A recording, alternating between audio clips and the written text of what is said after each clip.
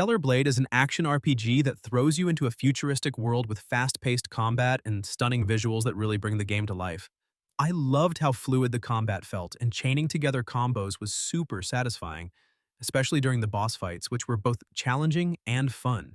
The environments are beautifully designed, and exploring them was a treat. The only downside for me was the story, which didn't feel as deep as I hoped, and the characters weren't very memorable.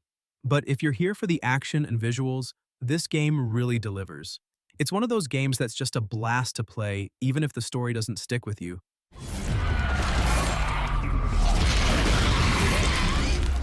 Let's get this over with.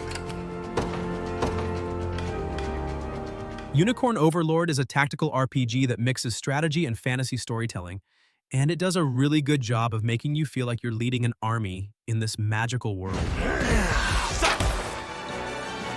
Be safe. The art style is beautiful, and the battles are pretty fun, especially with the different units you can use.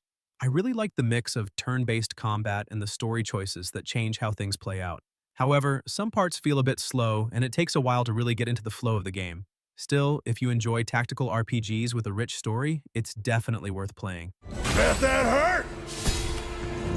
I've arrived. Don't keep... Silent Hill 2 Remake is a survival horror game that brings back the haunting story of James Sunderland searching for his wife in the eerie town of Silent Hill.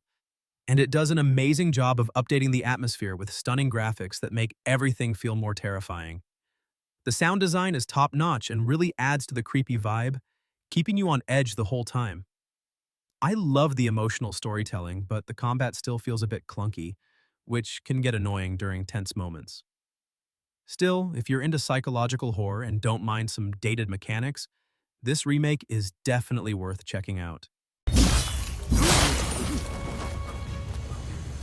Rise of the Ronin throws you into a really cool version of old Japan, where you're a samurai without a master, and it's a big open-world action game.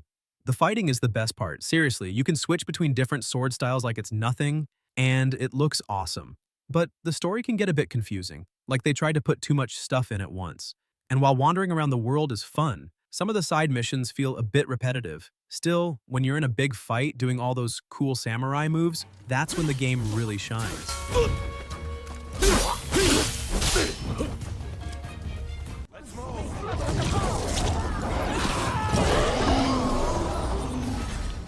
Dragon Age: The Veilguard is a fantasy RPG that takes you on an epic journey through a world full of magic, powerful enemies, and choices that actually matter. The world building is fantastic, with beautiful landscapes and detailed environments that make exploring a joy. I was really impressed by how your decisions impact the story, giving you a sense of freedom that makes each playthrough unique. The combat is fun and strategic, letting you mix spells and attacks for powerful combos. However, I did find some quests a bit repetitive, and there were minor bugs that broke the immersion. Still, it's an epic adventure that's hard to put down once you start. It's just one of those games that keeps you hooked from beginning to end.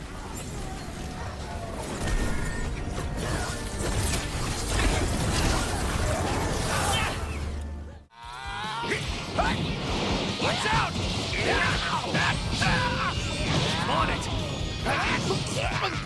I played Dragon Ball Sparking Zero recently, and I have to say, it's one of the most action-packed Dragon Ball fighting games I've tried. And what's really awesome is how it captures the intensity of the anime battles with destructible arenas, flashy special attacks, and a massive roster of characters. But while the visuals are great and the combat feels exciting, the controls can be a bit clunky at times, especially when trying to chain complex combos. The story mode is fun, although it doesn't add much new to the Dragon Ball saga. But if you're looking for a game that lets you experience the epic battles of Dragon Ball, this one's definitely worth a try.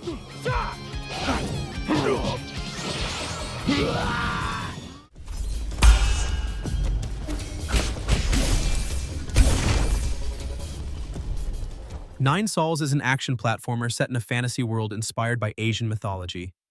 I really loved how the hand-drawn art style makes every scene look stunning and gives the game a unique atmosphere. The combat is so much fun because you get to use sword fighting and deflection moves that make every battle feel exciting.